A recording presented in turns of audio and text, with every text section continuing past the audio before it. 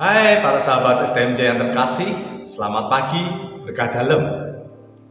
Bacaan hari ini diambil dari Injil Lukas bab 17 ayat 11 sampai dengan 19. Berkisah tentang 10 orang kusta yang disembuhkan oleh Tuhan Yesus. Setelah saya membaca firman hari ini, saya sangat terkesan pada ayat yang ke-15 sampai 16. Begini bunyinya.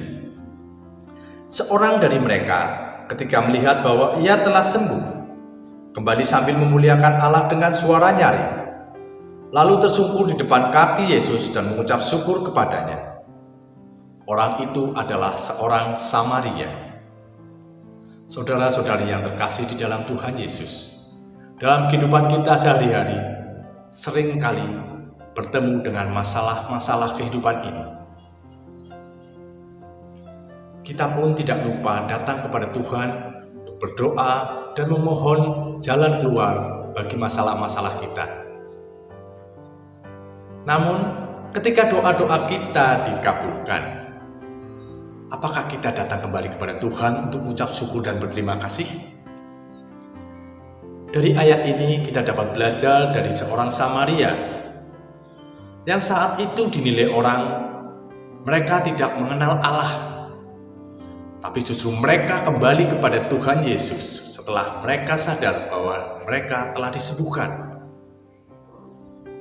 Mereka datang kembali kepada Tuhan Yesus untuk mengucap syukur dan berterima kasih.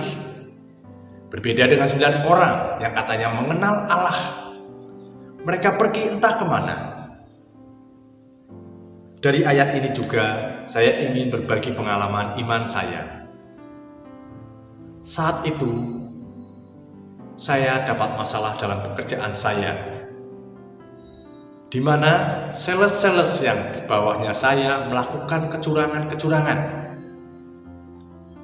Saya bingung karena pada saat itu saya belum menemukan bukti yang kuat untuk mengasuskan mereka.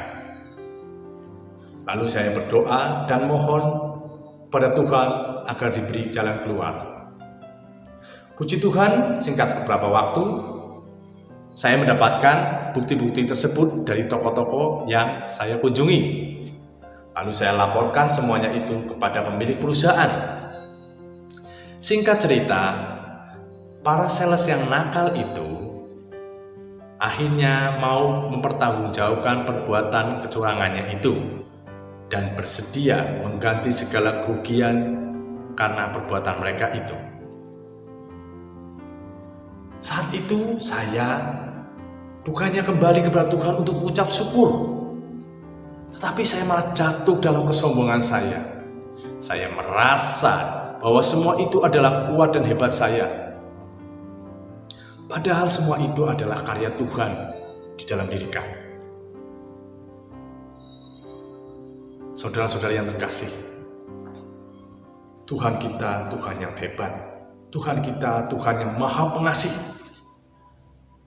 Melalui firman-Nya hari ini, saya diangkat kembali dari jatuh kesombongan untuk kembali merendahkan hati, bersujud di hadapan Tuhan, bersyukur, berterima kasih atas segala berkat-Nya.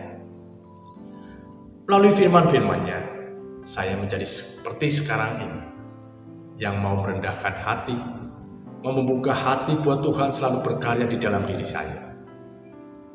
Maka dari itu, mari kita senantiasa selalu membaca kitab suci.